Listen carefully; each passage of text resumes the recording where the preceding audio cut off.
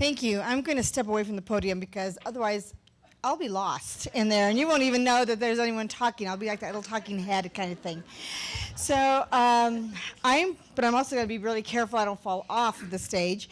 So I'm Barbara Brohl. I'm the Executive Director for the Department of Revenue.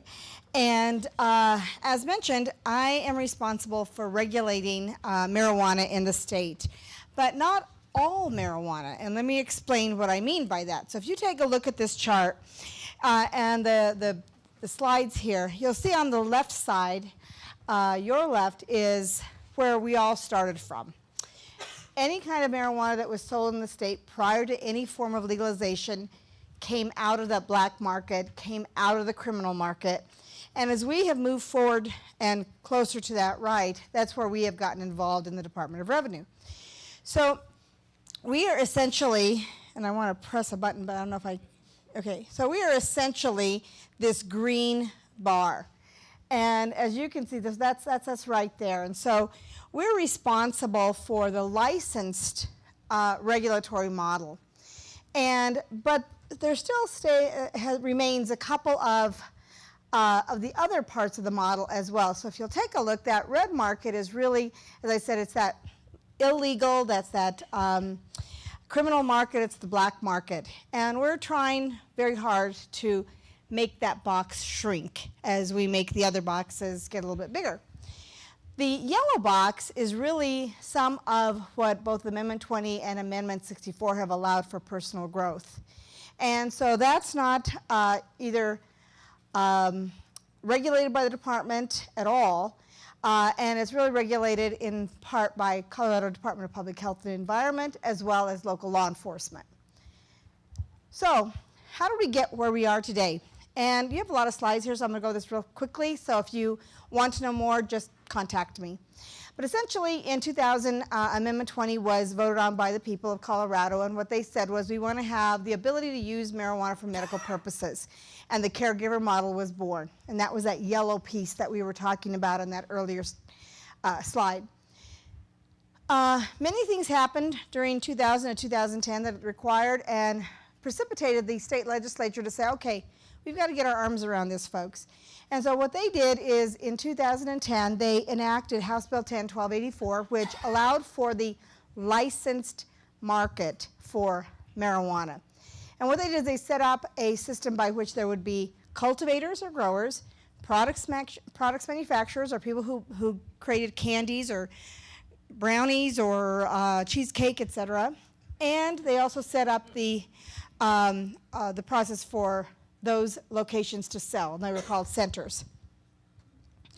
As you can see, it's overseen by both state and local authorities, but it also allows, and this is probably important to you all, local authorities to ban commercial medical marijuana. Amendment 20 allowed for medical marijuana to be legal throughout the state, but the House Bill 1284 allows for local jurisdictions to say, we don't want the stores and we don't want the businesses. And Amendment 20 did as well. So, in 2012, the voters voted on Amendment 64. And what that did is that allowed for a number of things. It allowed for people to be able to grow 6 plants in their basement. It allowed for also the ability to have on your person or to cultivate or to consume up to an ounce or its equivalent. And it also allowed for the licensed business model as well. Again, cultivations, products manufacturers, stores, and then we added in labs. And that was really important because we wanted to make sure that if people in the state of Colorado are going to be consuming marijuana, they at least do it as safely as is possible. Okay, as I mentioned, all of these things. And so when we started down this path at the Department of Revenue, we didn't have a model. Okay, we were the first in the world ever to do this. And I know people say, well, what about Toronto? What about, Amsterdam? Well, what they had done is they had just decriminalized consumption and possession, and they allowed for kind of public consumption in the coffee houses. There was no legalized location to get it, though. So it was still illegal to cultivate it. So what they were doing is buying from the black market. So what we did is we had basically 3 guiding principles, and they were keep this out of the hands of kids, keep it out of the hands of criminals, and keep it out of other states. And so everything we did from that point on was to make sure that we were being true to those guiding principles. And this is how we did it. So we use a huge stakeholder process, and we have people from the industry, law enforcement, we have educators, we always have Children's Hospital, we have members of parents groups, a number of people that sit around the table with us, and we contemplate what the next thing we need to address is. We bring this group together for a number of reasons. One, if we have a problem, which we did a couple years ago, we started identifying some issues with edibles, and so we have been working on a lot of edibles rules and making them a lot more restrictive. Or with each legislative session, we get new statutes and new laws, and so we have to implement them. And the reason that this works really well for us is because when people sit around the table that are part of the business community, we do what we call negotiated rulemaking. It allows them to feel heard, but more importantly, it allows them to be part of the solution, and we have a lot of voluntary compliance. Okay. Our rules, we want them to be transparent, systematic, operable, defensible. Here how we look at protecting minors. So we have child-resistant packaging, and they are opaque, and they have to retain their child resistancy if they have more than one serving in them. We have extensive labeling requirements. We have advertising restrictions. That's really a new thing because even in this instance, the First Amendment still applies. We have production limits, so I also manage production management, and I also look to see if there's sufficient or not too much marijuana in the state. And the reason for that is because you want demand and supply to be equal. If you have greater demand than you have supply, then the people who are demanding it are going to go out to the black market to satisfy their demand. If you have more supply than demand, you do 2 things. One, you tank prices, and you start to create a motivation for people who are growing to flush this into the black market, and we don't want to do that. The big question you want to ask is, how do you know? Well, we've actually done a demand study. We had CU do that for us, and so we know what the demand of the state is, and then we know through our metric system, which is seed-to-sale tracking system, how much actually of that demand is being met in the regulated market. And most importantly, we have these underage and enforcement compliance checks, and it's kind of like what we do in liquor. So what we did is because I also regulate gaming and liquor, tobacco, and horse racing, a number of other of the vice industries. And so we took some of the best practices from all of those and are using them here. And one of those is underage compliance checks. We actually have individuals that are 19, 20 years old that go in and try an attempt to purchase, and then there are sanctions. Pretty severe ones, if they're allowed to. Okay, public safety, because that was a really big deal to us too. And so what that is we wanted to make sure that people are safe and that the environment is safe. So one of the things that we require is a universal symbol that I'll show you in a little bit. So all those edibles, so if you see, a candy bar that's on the table, it will have a universal symbol that's required to be now, have that be imprinted or stamped or something on that, airbrushed onto that candy so that you will always know if an edible contains marijuana. You'll be able to know for your children. School resource officers came to talk to me and they said, there are going to be some kids that having that universal symbol on there will just be the reason they want to go after it. But that's not the reason not to do it. Because what they told me was, if you have teenagers walking down the hall, then they can tell whether they're consuming an edible, and that will help them do their jobs. And so that really resonated with me. So as I mentioned, we have some restrictions on purchase amounts because you can only have, the only thing that's lawful is 1 ounce or its equivalent. And we have restrictions on hours of operation, where one can consume. The amendment itself says you cannot consume openly or in public or in a manner that endangers others. And that's why we believe that edibles have become a lot more popular, because there's no real way for others to smoke marijuana if that's what their intended consumption method was. We have restrictions on edibles, and in these businesses we have video surveillance everywhere. And everywhere that marijuana can be touched in a store, in a cultivation, in a products manufacturer, there are video surveillance in every room. And also in the door to come in, the door to go out, as well as at the point of sale.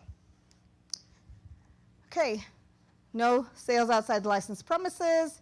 We do a number of things. And then testing. We do testing on potency, homogeneity, and residual solvents and microbials. And so what that means is if you think about this, I'm going to take this off for a second. If you have a cookie that is this size, and let's say it has 4 servings in it, because some of them do, they have to be scored, so it's really obvious to you that there are 4 servings there, and you can easily break them apart, because I don't know about you, but if I have a cookie this big, it's not 4 servings, it's probably 1.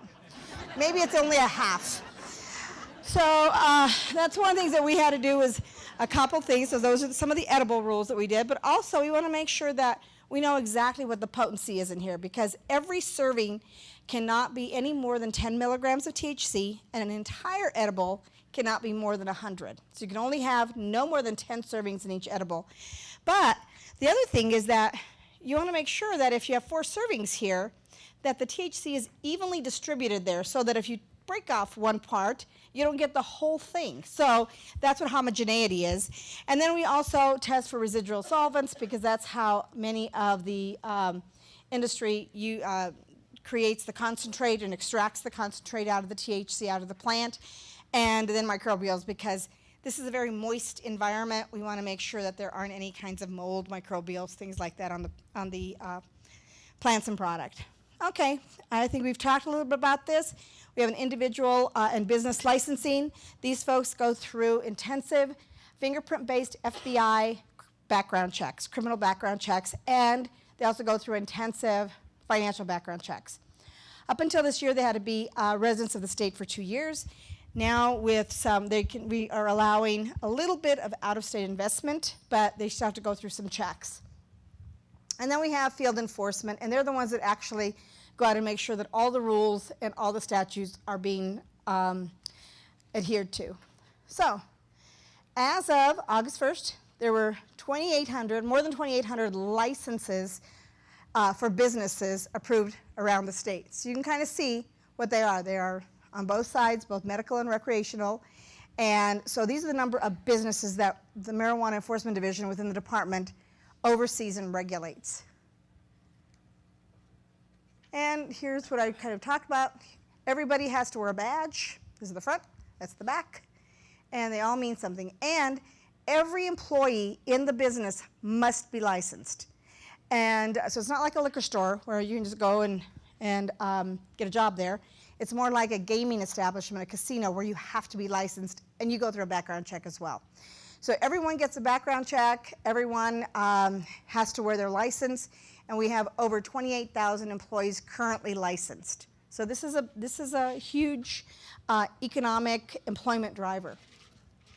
We have field enforcement throughout, we have things that we do, testing, as I mentioned, potency, homogeneity, residual solvents, and microbials.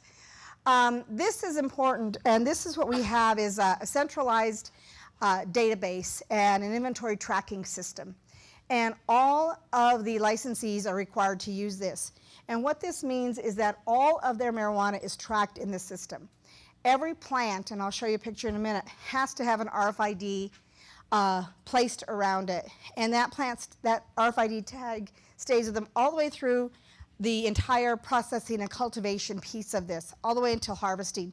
Then it gets turned into a label, and then that gets placed on the label. And the reason that's important is because if we have issues, we can do tracking and traceability activities, and we can find out where everything went. And I don't know if you noticed in the news in the last about 6 months, but we've been issuing these public safety and public advisory notices, letting the public know that there was a pesticide that was found in this one location, and that these particular edibles or marijuana flowers were impacted by that.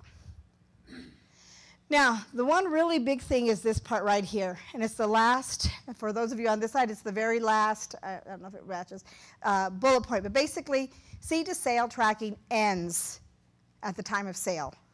See, so, as I mentioned, from the beginning all the way until sale. So, someone asked me one time, what keeps you up at night? I think it might be this little rat here, though, too.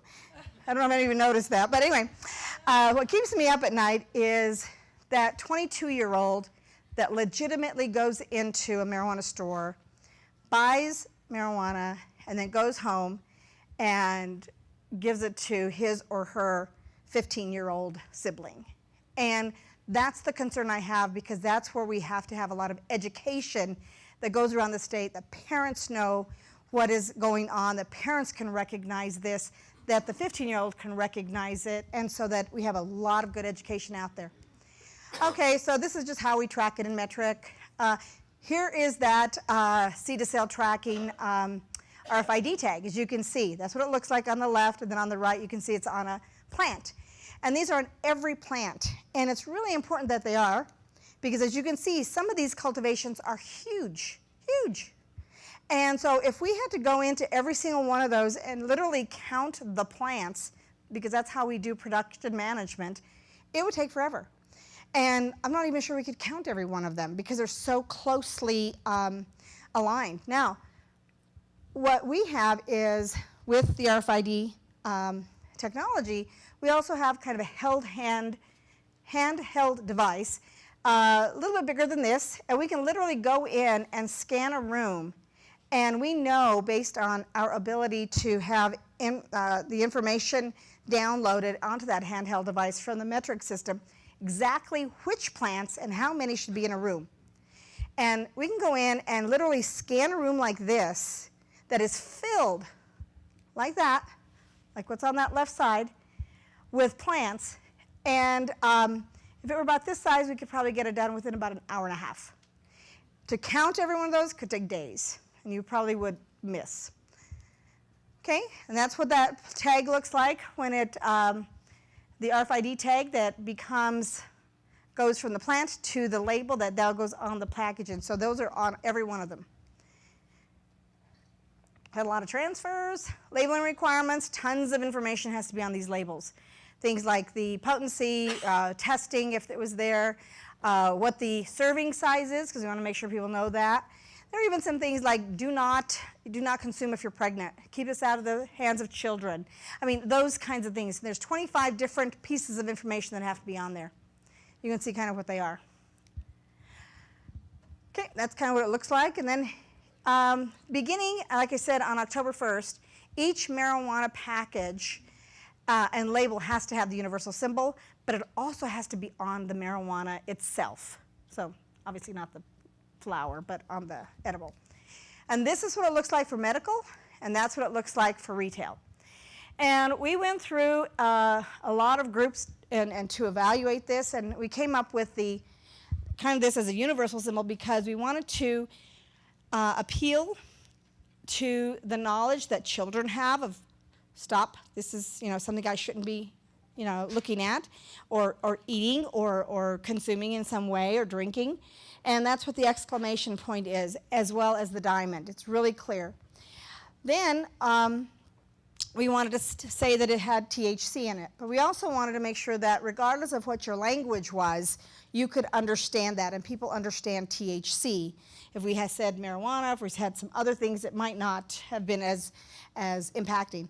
But we also want to show the difference between medical and recreational. And the reason for that is because retail and recreational has a 10 milligram limit per serving, but medical is based on the relationship and the prescribing doctor's recommendation as to how much. So we didn't want to have people be confused either. So this is kind of what it looks like on the package. And this is what it looks like on the actual edible. So if you can see, I'm going to come over here a little bit. As you can see, whoops, you can see that it's on each of these little mints. It's on every single one of these individual candies. So this is how you're going to be able to identify it. This one I think is let me see. I think that one's it's just imprinted on that one. It's kind of stamped in there. And so that's what they all have to be. So one of the complaints that we had, one of the concerns that we had heard was, if my child goes to a friend's house and there are candies on the table, they don't know whether they're infused. Two things. Number one, they are going to have this imprint now as of October 1st. We're letting them get through their supply, their inventory, so after December 1st, they can't sell them anymore and only sell the new ones. The other thing is that we've also restricted that already manufactured things, so I know you've all heard about the gummy bears, can no longer be infused. So as of October 1st, they can no longer be infused with anything that's already pre-manufactured cannot be infused. It has to be something that they make from scratch. So there shouldn't be, hopefully, the confusion that there has been in the past, and you can help your kids and your neighbors' kids know this. Taxation. This is a big deal too. 3 different tiers. On the recreational side, 15% excise tax on the first transfer of unprocessed marijuana from a cultivation. And you can kind of see that we have collected a lot of monies to date. That's about $299 total. 10% special sales tax at the point of sale. 85% of that gets retained by the state. 15% goes to the local jurisdictions on a pro rata basis based on the sales in their location. And then we have the regular 2.9% sales tax that you would pay if you bought a chair or anything. So if you can take a look at this, you can see. So to date, we have collected almost $300 million. We have, it started in 13-14, so that was about 20, then it went up to about 88, then last year we had 141. And what that 15% excise tax is used for is it goes 100% to school construction. So anything that you hear that says it's not going to schools, that's not true. We distribute that out every month, and last year when we collected the 141 million, 42.5 went to schools. 40 million of it went to school construction, and 2.5 went into the public school fund.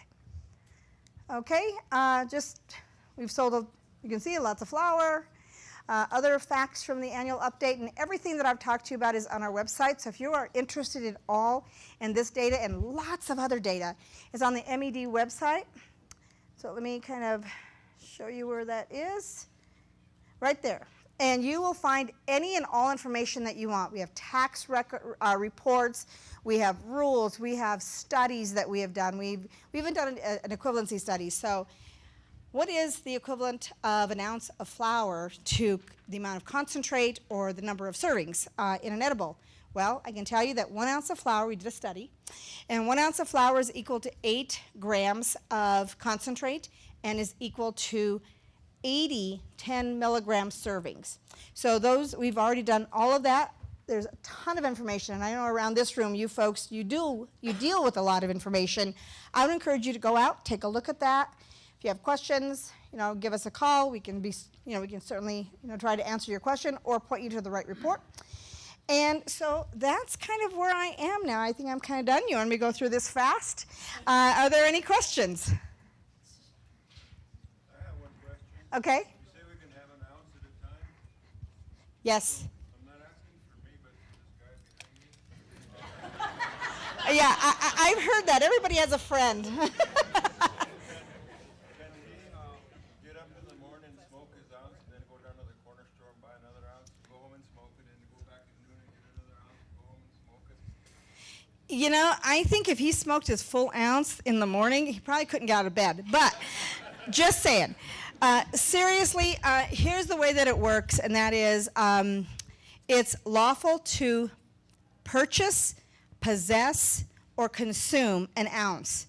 There's nothing in the amendment that has any limitation on that. So if someone went and bought an ounce and then came home and put it in their house and then went out and got another ounce and put it in their house, well, they have 2 ounces in their possession now. So that's not legal anymore. And so there's a lot of that. Now, what I will tell you is that there isn't a requirement that they advise us how much they're selling, because the amendment itself prevents the department from asking for these licensees to collect data on individuals that they wouldn't collect at a liquor store. So if you can go to a liquor store and buy a bottle of gin, and then go back in the afternoon and buy another bottle of gin, hopefully you haven't consumed it, the liquor store cannot tell us that. And so these marijuana stores cannot tell us that either. So Please don't, but, I will tell you though, there is still DUID, which is driving under the influence of drugs, and that is a problem. So don't consume and drive.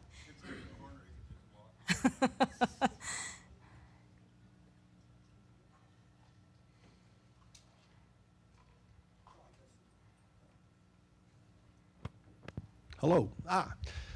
As a person responsible for doing job counts, I saw your licensing procedure. Now, do you keep track of whether or not the licenses are active? That is to say, whoever is licensed, or is that something more like an appraisal license or whatever, you apply them, but you don't know if they're still active? Okay, so these are just individuals that we have licensed. I will tell you that when we first started doing it, it was really inexpensive to get licensed on an individual basis. It wasn't for a business license. But for just the person who's going to be the bud tender or the horticulturist or whoever, those were pretty, the fees were pretty low. And I used to tell my staff that I believed that a lot of these people were coming in and getting it to be bling to go out to the clubs, and I really did believe that. So what we did is we upped the amount of the fee, and we put it in line with what the cost was to us. That's kind of slowed it down some. I will tell you though, with 2,800 licensed premises, 28,000 is only like 100 per premise, if you think about that, and they only have to get licensed once a year. So they, and they can go from one to another. So there will also be some turnover right there. Do I think that all of them are busy working? Probably not. But I would say that a good chunk of them probably are. Anybody else? Thank you for that. You said that, or at least I heard that the 85% of the 85% of the taxes collected, 42% of that goes to capital projects for schools. Is that correct? But my question is, and what I want to understand is, taxes are collected on a municipal basis, but schools function on a district basis. So how do those taxes get distributed? Okay, so let me clarify first. So it's the 15% excise tax that goes to school construction and then the public school fund. So 100% of the 15% goes to schools. And as I mentioned, last year there was $42.5 million in excise tax collected. So the entire thing went to schools. $40 million of that, because the first $40 million is by constitutional amendment, Proposition AA, and the statute, goes to school construction. And then the spillover, if any, and last year we did have some spillover, and we're definitely going to have it if we stay on the trajectory this year, goes to the public school fund. How it works is the public school fund, however that is distributed, is the way that will be distributed. But with the 40 million that goes to school construction, that goes to BEST. And so what happens is, I have looked at the BEST website and taken a look to see how that's done, and it's done through grant application and grant, for lack of a better word. And so as a result, that's where that's going. So if you're looking to see if your school or your district or your location can avail themselves of this, it's going to be through a grant application. So you have to apply to BEST, and then based on what money they have available through there. We also have the spillover from lottery that also goes to BEST, and other things that they have as their part of their funding model. All of that money then is used to then determine what grants they actually grant. I don't know how to say that without saying grant twice. BEST is Building Excellent Schools Today or Tomorrow. BEST. Well, I don't know if it's today or tomorrow, so. Any other questions? Two real quick questions. What is the Department of Revenue doing to share information about licensed facilities with local governments? Because there seems to be a disconnect between the two. The second piece is, what is your audit cycle for these as Department of Revenue? are there certain triggers that you take that when you audit these facilities? Because I've talked to some owners that haven't been audited in over a year and a half. So the discussion is, what is that? What are those triggers, and what's your cycle of audit? Well, first of all, I don't know if you have a business or not, but trust me, if you haven't been audited in a year and a half, you're going to say that is a really short time. So we have to realize these are businesses. And so what we do, though, with these is because it is a largely cash endeavor, and we know how to collect cash, and we know, I'm going to let me see where this is. So we know how to collect cash, and we do that with gaming, and we know how to do that, and we also know how to make sure that people, because if you have a cash business anyway, you still have to collect tax, and you still have to remit it to us. So we have processes that we ensure that they are meeting. They have to still, they're required by statute and by rule to have business records that we can go in and look at. Every time something is moved from a cultivation to a store, for example, it gets moved through metric, so we know exactly what that is. And the tax division is also within my department, and so they have access to that system in order to ensure that they're getting the appropriate amount of tax. Number one. Number two, they are audited on a rolling 3-year basis. So every one of them, 100% of these businesses will be audited every 3 years. So if you're, whoever it is that hasn't been audited, let me know. I'll make sure they jump to the top of the list. If they're thinking that they, are somehow not, needing to be. Now, the other thing you talked about is the interaction and the sharing of data. Well, if you look at this slide, the next to the bottom slide, this is overseen by both state and local governments. On the medical side, they have to be licensed by the local jurisdiction as well as the state. And so we share that application and we share that information back and forth.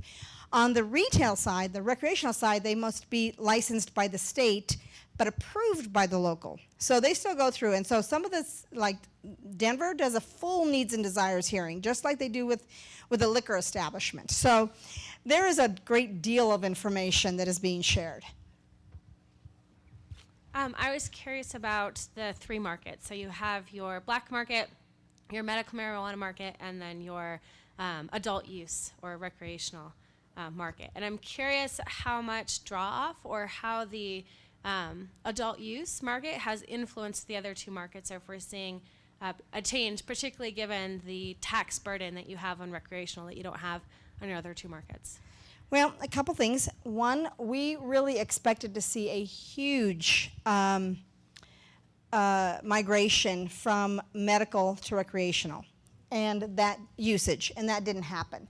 And it could be because of taxes, but we think it's a lot because of the fact that in medical, you can obtain, it's lawful for you to have up to 2 ounces at a time, or more if your doctor prescribes it. With recreational, you're limited, no matter what, to only 1 ounce at a time. So there's a difference in the amount that's allowable to you. The second thing is that you can be 18 and get a medical marijuana card. That's what's lawful. Whereas with adult use, it has to be 21. The other thing is that there are some that are in another demographic age group that like to have the medical card because they believe it gives them some legitimacy in their usage of it. So those are the reasons we think it didn't really happen, that migration didn't happen. But let me tell you where both of those have moved into the green box. So we had a demand study done a couple of years ago. And so we're going to have another one done in the next about 6 months. It's in the works. And what we will be doing then is mapping back the way that we've done the last 2 years. And so we, based on metric, and the annual report that we talked about and you kind of saw a little bit, I know exactly how much marijuana is being sold through the regulated legal market. So I know exactly how much is being sold here. So how much of that demand is being satisfied by that green box? And I will tell you that up to this point, we have been satisfying about 75% of the demand in the state through that green box. So 25% is being, here and maybe a little bit of here. And so what I will tell you is that where we want to be? No, of course not. We would love to get even higher, not higher consumption, but higher percentage. But I will tell you that before 2000, that was being satisfied by the red box. So that's the other thing to think about. So I think I'm... You are. And I'm sorry, because I can do this all day, but I appreciate this. And I just want to say again, thank you for letting me come and talk to you. If you have any questions, the last slide will have our website, and feel free to email us, you can contact us, and we're happy to provide as much information as we're allowed to by law. Super. Thank you. Thank you very much.